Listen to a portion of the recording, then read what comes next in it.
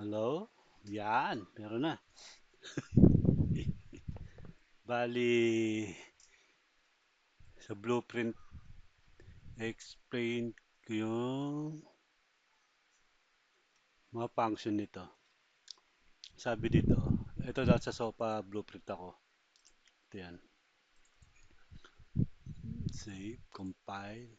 Ang sabi, on component begin overlap, pag may natamaan daw siyang component. Ano ba yung component yung ito? Yung virtual box, yung collision box. Yan. Tapos, check niya kung sinong actor yon.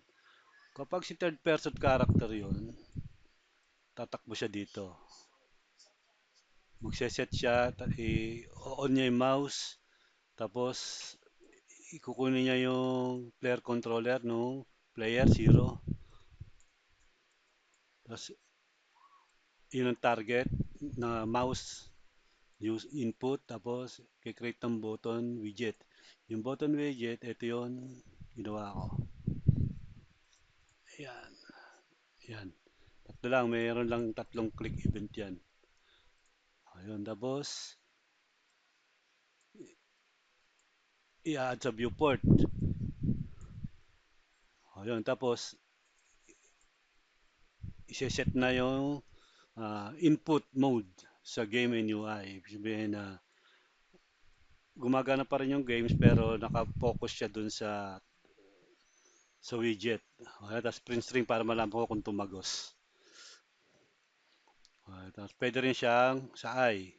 Kasi lahat ng function niya kinabit ko doon. Tapos press E. I-remove niya naman yung widget. Tapos tatago yung mouse. Tapos babalik sa game mode yung controller ng player 1. Tapos piprint string ko rin pagka tumagos. Yan.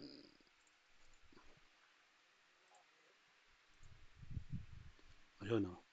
Nag-overlap siya. Pag pinint ko yung E, mawawala yung ano. Ayan, tapos magiging yung mouse, ayan, makiklik siya. Okay. Good tayo dun. Dito naman sa power up. Yan. Power up, ganoon din. May begin overlap box collider din. Tapos check niya rin kung yung third person character yung na overlapan niya, nakabangga niya.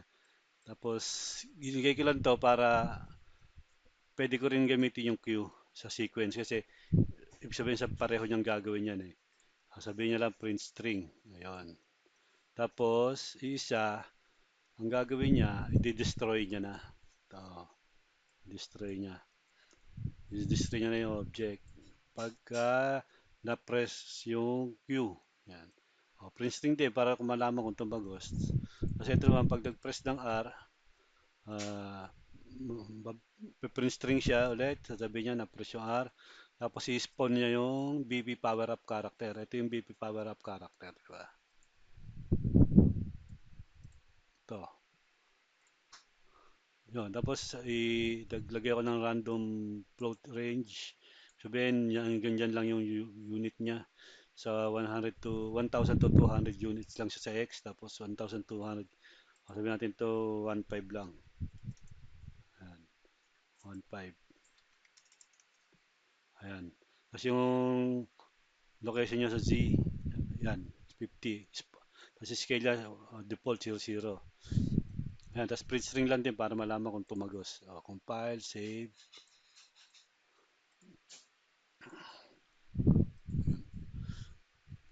Sagasaan natin to. Sira. Nawala. Spawn natin. Yun, Spawn siya. Spawn ulit. Testing natin yung I kanina. Yun, lobas din yung ano. Okay, isa naman. Yung C.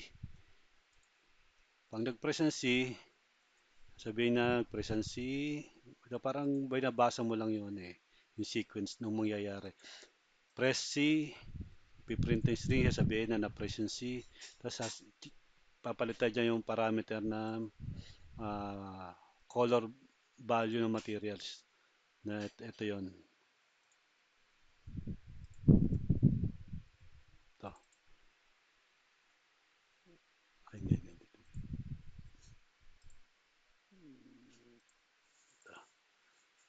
Ito, yung base color.